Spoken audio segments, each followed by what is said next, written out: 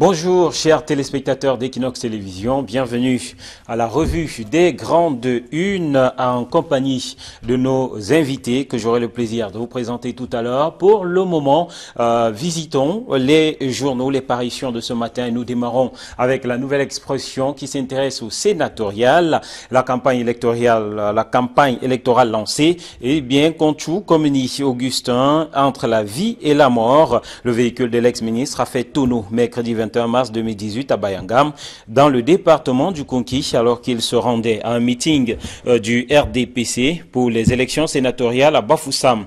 Il a été évacué à Yaoundé par voiture médicalisée de l'Université des Montagnes. Le journal nous fait savoir que c'est une défaillance technique du véhicule qui a donc poussé à cet accident. L'on fait savoir que l'une des roues avant de ce véhicule au niveau de Bayangam donc se serait détachée de la voiture alors qu'elle était en pleine allure, d'où ces nombreux tonneaux. Augustin Conchou, qui se trouvait à bord en compagnie de plusieurs autres personnes, a été donc en compagnie de ces personnes conduit à l'hôpital régional de Bafoussam et a par la suite acheminé du côté de Yaoundé pour les soins beaucoup plus appropriés. Le journal nous fait aussi savoir que son pronostic vital n'est pas engagé. On reste sur la sénatoriale pour évoquer donc ce questionnement au niveau du collège électoral entre discipline du parti et intérêt des populations. L'un des enjeux des élections sénatoriales de dimanche prochain sera la capacité des conseillers municipaux des différentes formations politiques à s'affranchir de la discipline du parti pour privilégier l'intérêt des populations. Le journal qui se projette donc sur l'issue de cette élection au regard de la forte majorité du RDPC dans le collège électoral et le journal qui a donc mise sur une large victoire du RDPC et sur le chef de l'État qui devra donc parmi les 30 sénateurs à nommer composer avec les partis politiques d'opposition avec donc 3 sénateurs qui devront être nommés par région. Yaoundé et au moins 4 morts dans une école, une fausse alerte qui a provoqué un mouvement de panique, causant une bousculade avec des écoliers qui se sont marchés dessus. Il s'est agi d'une représentation théâtrale à l'école publique d'Ekoudou qui s'est mal terminée, une représentation donc qui s'est terminée en tragédie en raison donc d'un mouvement de panique des jeunes élèves. L'opération Épervier et Kodengui qui accueille ces nouveaux pensionnaires. Le journal La Nouvelle Expression parle de Bruno Bokolo-Ibé, de Jean-William Solo, d'Oanja Aïna, entre autres et autres qui sont annoncés donc derrière les barreaux. Le journal Info Matin parle de ce drame d'Ekoudou et de l'école publique donc d'Ekoudou Yaoundé, non loin du quartier Briqueterie, avec 4 morts dans une bousculade, une 50aine d'élèves en soins intensifs dans plusieurs hôpitaux de la ville. Le journal lui aussi retrace les circonstances de cet événement dramatique. Paul Biya qui entame une visite de 2 jours en Chine.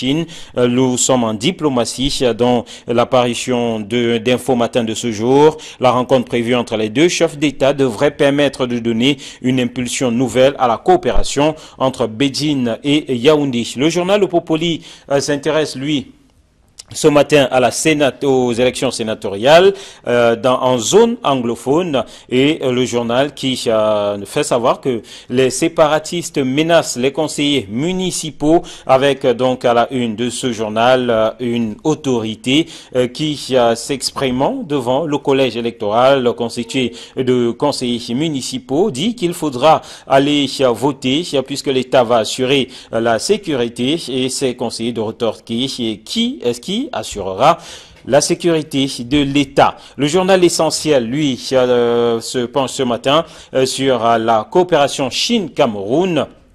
Et Paul Biya qui revient en Chine, le président de la République qui entame aujourd'hui une visite d'État de 3 jours en plus de la rencontre au sommet entre Paul Biya et Xi Jinping. Le séjour chinois devrait donner lieu à la revue d'une riche coopération et à la signature d'importants contrats de partenariat entre les 2 pays. Le journal Essentiel qui parle aussi de l'opération Épervier, l'épervier qui fait un carnage, Bruno Bokolo-Ibé, Jean-William Solo, lui Max Aïna Oanja, qui sont à Nkondengui. Mutation parle de l'école publique d'Ekoudou et une bousculade qui fait des morts. Le journal fait savoir qu'au moins 4 élèves décédés et de nombreux blessés enregistrés hier à l'origine. L'organisation d'une représentation théâtrale dans cet établissement de Yaoundé. Et puis Cameroun Tribune qui nous parle de ce tête-à-tête entre Paul Biya et Xi Jinping, le président chinois. Au premier jour de sa visite d'État en République populaire de Chine, le président de la République s'entretient cet après-midi avec son homologue chinois. Le coprésidentiel sera par ailleurs l'hôte d'un dîner d'État offert en son honneur. Le journal qui propose donc le récit de ses envoyés spéciaux du côté de la Chine. Et puis on va sortir avec le quotidien de l'économie qui titre ce matin sur l'intégration économique. Les espoirs de la zone de libre-échange continentale sous la bannière de l'Union africaine. 44 pays ont signé un accord visant la levée des barrières douanières hier à Kigali, malgré l'absence du Nigeria. Le journal nous parle aussi de ce drame à l'école publique d'Ekoudou, racontant la scène et l'horreur vécue de ce côté-là. Voilà donc pour la revue et je retrouve sur ce plateau les invités. Camille Nelly, bonjour. Eric Massiar Diomo, bonjour. Bonjour téléspectateurs d'Equinox Télévision et bonjour au nouveau ministre de l'administration territoriale pour la Tanganyika. Les journaux n'en ont pas beaucoup parlé, qui après le Nord-Ouest entame depuis hier une tournée dans l'Ouest. Ça veut dire qu'il est en train de marquer son territoire, il est en train de faire le tour du Cameroun pour vraiment toucher du doigt les réalités. Moi je pense que c'est la preuve d'une certaine obstination à prendre ses marques, à marquer sa présence sur le terrain et à chercher à comprendre ce qui se passe sur le terrain pour le nouveau ministre de l'Intérieur qu'il est. Moi, je pense que c'est très bien. Allez, en espérant que cela porte des fruits. Guy Hervé Fonga, bonjour. Bonjour, président Eric Martial Dumo, et bonjour aux téléspectateurs qui prennent chaque jour un plaisir inégalé à regarder les unes qualitatives qui paraissent au Cameroun. Ce matin, j'ai du mal à dissimuler ma peine et mon inconfort. Les recteurs que j'ai eus à l'université de Douala, Bruno Bekolo-Ibe et Dieudonné Yono, ont été interpellés tous dans le cadre de l'opération Épervier. J'ai eu la chance de les avoir comme recteur quand j'étais à l'université. Je n'ai pas envie de croire qu'il y a un malheur à diriger l'université de Douala et que ils seront peut-être innocentés, que les choses se passeront bien pour eux. Finalement, des enseignants supposés être des modèles qui se retrouvent dans des fautes de gestion et des affaires de détournement, ça craint aussi pour l'enseignement, d'une façon. Totalement, ça craint. C'est pour ça que j'ai eu du mal à dissimuler mon inconfort. C'était quand même du passage Bruno Bekolo et Dieudonné Yono. Quand je l'ai arrivé, nous étions de ceux qui étaient montés au créneau pour célébrer son arrivée, sa venue et tout ça, au regard du passé qu'il traînait avec lui comme quelqu'un d'assez probé et intègre. Donc on est tous, certains ont été surpris du fait qu'il soit interpellé. Donc j'ai pas envie de croire que l'université de Douala c'est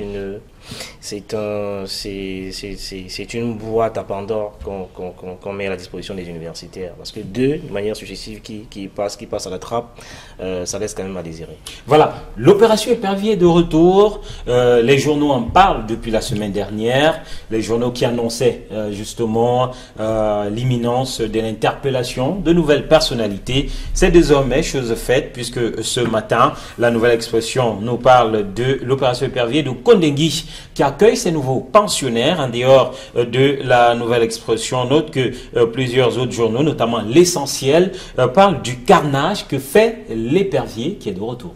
Ben, l'Épervier est de retour, oui, on le voit bien, et les journaux étaient déjà en train d'annoncer, depuis le dernier remaniement ministériel, étaient déjà en train d'annoncer des arrestations, et ces arrestations sont survenues hier, et paraît-il, semble-t-il, elles ne sont pas terminées, parce qu'on nous dit qu'aujourd'hui sont attendus devant le tribunal criminel spécial, M. Bemengue, le professeur Robert Nkili, et tout cela. Mais au regard de ces interpellations, je reste toujours sur ma position, sur ce que je vous ai dit mardi, c'est-à-dire que cette théâtralisation des arrestations. Vous savez, par exemple, monsieur Bemengue qu'on convoque aujourd'hui, alors monsieur William Solo, qui est arrêté aujourd'hui alors qu'il a été débarqué de Kamoto depuis 2 ans et demi ou 3 ans, ou alors monsieur le professeur Nkili, qui est sorti du ministère des Transports depuis 3 ans. Et au moment où il sortait, on parlait de la surfacturation des MA60 et tout ça. Ce n'est qu'aujourd'hui qu'on vient l'arrêter dans le cadre d'une grande opération, d'une grande NAS qu'on a lancée.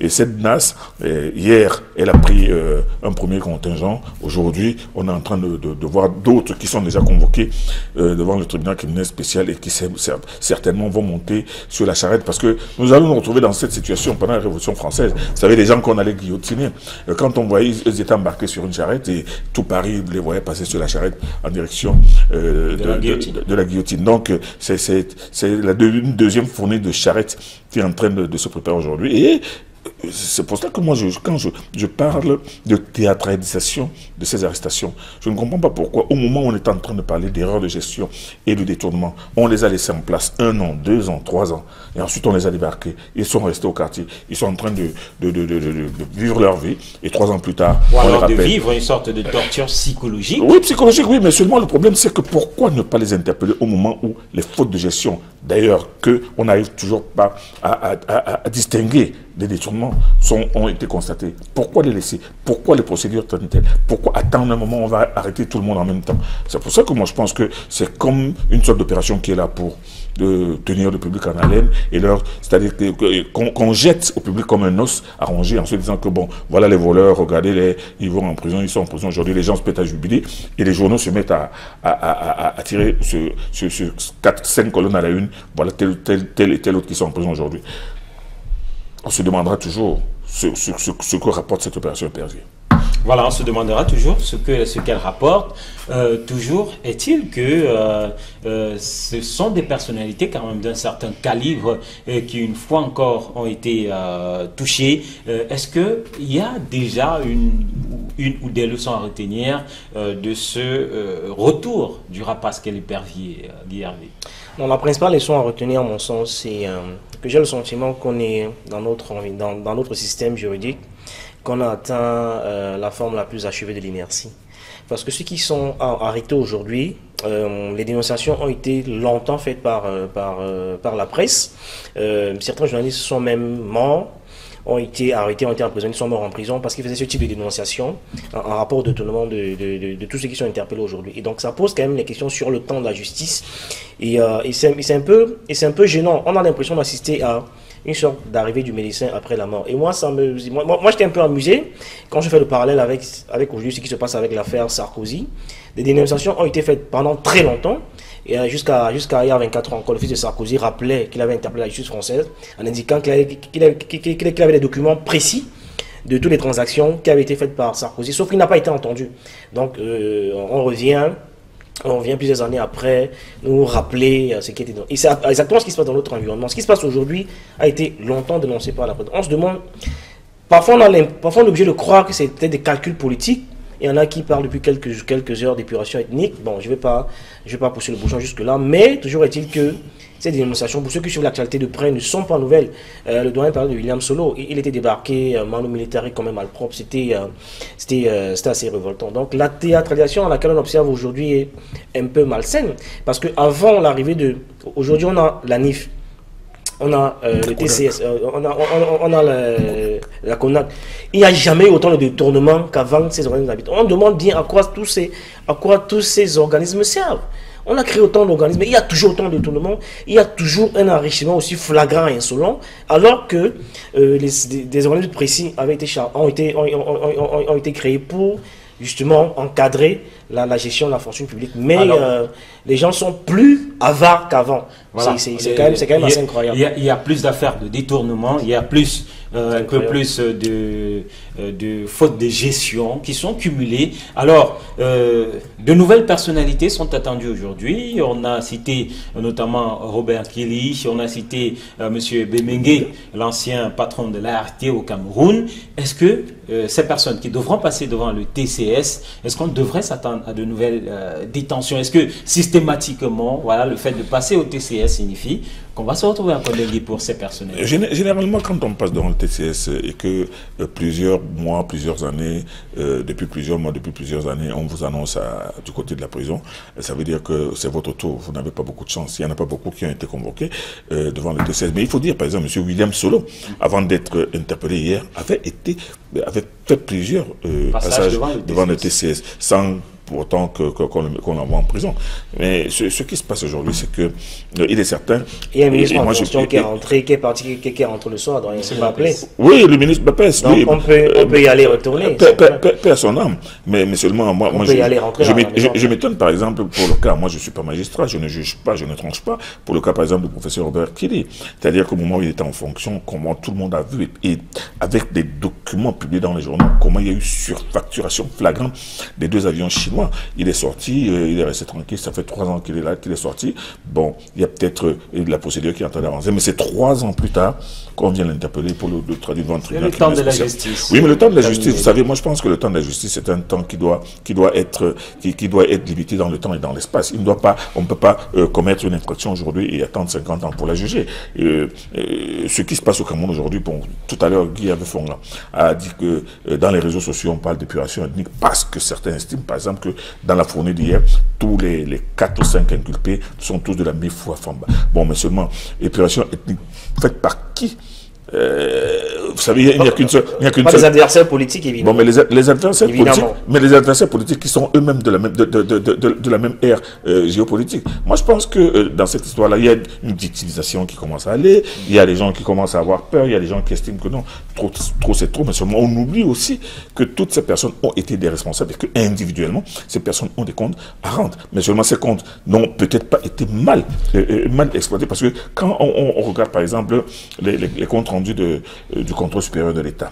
Le contrôle supérieur de l'État lui-même qui a du mal à faire le distinguo entre la faute de gestion et le détournement. Et ensuite, c'est 2 ou 3 ans plus tard qu'il rend son compte et il met ses comptes. Alors, comment voulez-vous donc qu'une personne qui était aux affaires, qui ne l'est même plus, qui n'est plus aux affaires, qui était déjà débarqué, et maintenant vous sortez un document, un rapport sur sa gestion. Ça devient malsain. C'est pour ça que j'étais en train de dire tout à l'heure que je me pose des questions sur l'opération Impervi. Cette opération Impervi, vous en souvenez, Éric Machel-Diomon, qui avait été déclenchée du fait qu'on avait dit que il y avait, les Américains avaient découvert que des Camerounais avaient des comptes offshore qui étaient chargés, et on avait même donné des noms. Mais depuis qu'on arrête des gens, on n'a jamais vu quelqu'un, on n'a jamais parlé d'un compte de quelqu'un où l'argent a été récupéré. On se demande donc aujourd'hui. Il y a des gens qui pensent dur comme faire que c'est une affaire de règlement de compte politique. Mais n'oublions pas que ces gestionnaires aussi, la plupart de ces gestionnaires sont loin d'être blancs comme neige. Allez, on va évoluer avec un autre sujet qui est longuement revenu dans les parutions de ce matin. Il s'agit des élections sénatoriales. Alors, la nouvelle expression qui parle de campagne électorale, contre Komeni, entre la vie et la mort, il y en a un autre qui se rendait justement à un meeting du côté de Bafoussam. Et le journal parle aussi de sénatorial, entre discipline du parti et intérêt des populations. Est-ce que, véritablement, vous pensez, au regard de ça, que les conseillers municipaux qui constituent le collège électoral seront véritablement partagés entre ces 2 pistes? Non, il faut dire que les conseillers municipaux savent exactement ce qu'ils ont fait. Hein. Encore que pour l'essentiel, les conseillers municipaux, ils appartiennent au RDPC. Et donc, pour le cas des CS, ils ont évidemment reçu les consignes et ils vont s'atteler à respecter la discipline du parti. Je veux dire que c'est une élection qui est quasiment gagnée d'avance par le RDPC. Je ne trahis pas un secret en disant que si vous prenez le centre, l'Est par exemple et le Sud, où tous les conseils municipaux sont du RDPC, c'est valable pour le Sud. Donc il n'y a pas de raison qu'un parti d'opposition s'amuse à s'aventurer dans ces régions-là. Donc je veux dire que c'est quasiment gagné d'avance, de manière naturelle, parce que les électeurs sont connus et ils appartiennent pour la plupart à un parti politique. Donc, de ce point de vue, pour moi, c'est pas une élection à véritable enjeu, parce que l'opposition a démissionné il y a de ces régions-là il y a quelques années. Et puis, cette élection, pour moi, révèle le vrai visage de nos partis d'opposition, qui ont souvent l'impression que les partis politiques, c'est un espace de théâtre où on vient se donner un spectacle. Ce n'est pas sur Facebook ni sur le plateau de télé du dimanche qu'on donne la voix et qu'on essaie de s'imposer chez les populations. Mais il faut être présent sur le terrain. C'est la partie la plus importante. Beaucoup de nos dirigeants, malheureusement, sont plus sur les réseaux sociaux que sur le terrain. Et on verra à travers ces sénatoriales que ceux qui sont présents sur le terrain de manière naturelle, en portant les élections la main. Et en espérant que, parce que Abdoulaye Babale quand même nous a rassuré que les élections se dérouleront, même dans les endroits qui sont un peu... Justement, cette une du journal Le Populi, un peu tendue, qui parle de sénatorial en zone anglophone, voilà, et les séparatistes qui menacent les conseillers municipaux, finalement entre le marteau et l'enclume, ces derniers dans ces zones. Oh, disons que ces zones sont assez insécures et je sais que des dispositions spéciales ont été prises pour assurer la sécurité autour justement des bureaux de vote qui ne sont d'ailleurs pas nombreux. Vous savez que par exemple à Douala, il n'y a qu'un seul centre avec 2 bureaux. Donc ce sera assez facile à sécuriser. Ce sera facile à sécuriser.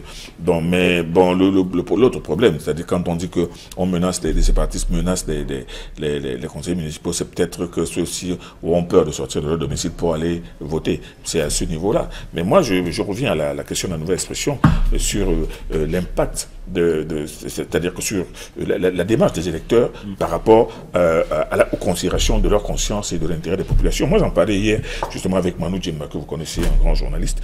Je lui posais la question, mais dis-moi, tu penses que les élus municipaux du RDPC pourraient voter contre le RDPC? Mais il a d'abord rigolé, il m'a dit que non, il y a d'abord une première question, à savoir la première considération qu'il faut, c'est que l'action du sénateur n'a aucun impact sur la commune, sur la population, et même sur le conseil municipal. C'est plutôt les conseillers municipaux qui ont plutôt un impact sur la population. C'est d'eux que les populations entendent beaucoup de choses. Et quand on en a parlé, parce que lui qui est un grand connaisseur des histoires de communes, moi j'ai compris qu'effectivement, au-delà de tout ce que l'on voudra raconter, ce sont les conseillers municipaux qui vont élire, mais seulement la consigne pour aller dans le centre de guerre, la consigne du parti va faire que le RDPC part gagnant. Et des consignes, et moi je verrais mal sur 1000, par exemple, conseillers municipaux, si le RDPC en a 700, on voit mal comment moins de 600 ou 700 pourraient voter contre les voilà, ceux qui pourraient le faire représenteront simplement des cas isolés. Tout à fait. Alors, on sort assez rapidement avec cette autre actualité, la visite de Paul Biya en Chine. Ils ne sont pas nombreux, les journaux qui se sont longuement étendu là-dessus, le journal Essentiel. Voilà, on a fait sa une, tout comme Cameroun Tribune. Que faut-il attendre de ce tête-à-tête tout à l'heure, dans l'après-midi, entre Paul Biya et Xi Jinping? Aujourd'hui, la Chine fait partie des dragons, des puissances avec lesquelles il faut compter. C'est quand même la 6e fois que le président Paul Biya se rend en Chine. La Chine, c'est un partenaire historique du Cameroun. On va quand même rappeler que la Chine a investi plus de 3 000 milliards depuis que nous l'écoutons et les fréquentons. Et donc, même si on peut arrêter l'absence des hommes d'affaires, le petit en communication, on parle de bruit qu'il y a eu dans ce voyage présidentiel là, mais le président, un diplomate qu'il est, saura obtenir encore que nous sommes une année assez délicate. On a vraiment besoin d'argent. Il y a une élection électorale et on prépare une série de 5 élections au moins. On prépare la CAN, etc. Donc on a vraiment besoin de financement, de soutien pour tenir le cap. Et on a une guerre qui coûte cher. Quelqu'un me rappelait encore que cette guerre coûte près de 400 millions de francs tous les mois à l'État camerounais. Et donc, il faut dire qu'on a besoin plus que jamais d'argent pour tenir et faire face à tout ce que nous allons rencontrer dans les mois à venir. Oui, mais tel que présenté par Guy Arfet-Fonga, on nous donne l'impression que Paul Biya va en Chine avec une sébille en main. Non, je ne pense pas. Je pense que la Chine et le Cameroun ont des relations qui sont multiséculaires. Vous savez que la première visite d'un président camerounais en Chine, c'était en 63. La 6e fois qu'il y va, je l'ai dit. Non, je parle d'abord de la première, ça date de 63. Non, ça veut dire que c'est vieux, la relation entre le Cameroun et la Chine. Et à ce moment-là, Aïe qui était le premier président africain à aller rencontrer Mao, on lui a demandé qu'est-ce qu'il va faire là-bas. Il a dit non, on ne peut pas négliger 1 milliard d'individus. Aujourd'hui, la Chine n'est pas seulement un géant par rapport à sa population, mais par rapport à sa puissance financière aujourd'hui. D'ailleurs, on n'a qu'à voir tout ce que la Chine fait, non seulement pour le Cameroun, en Afrique et à travers le monde aujourd'hui. Donc, le voyage du président Biya, certes, il a un arrière-fond économique, mais c'est surtout pour renforcer la relation qui existe entre ces deux pays. Allez, merci Guy Hervé, merci Camille, merci à vous, chers téléspectateurs, d'être restés en notre compagnie. Demain, à un autre jour, nous serons là. Entre-temps, je vous souhaite une très belle suite des programmes sur Equinox Télévision.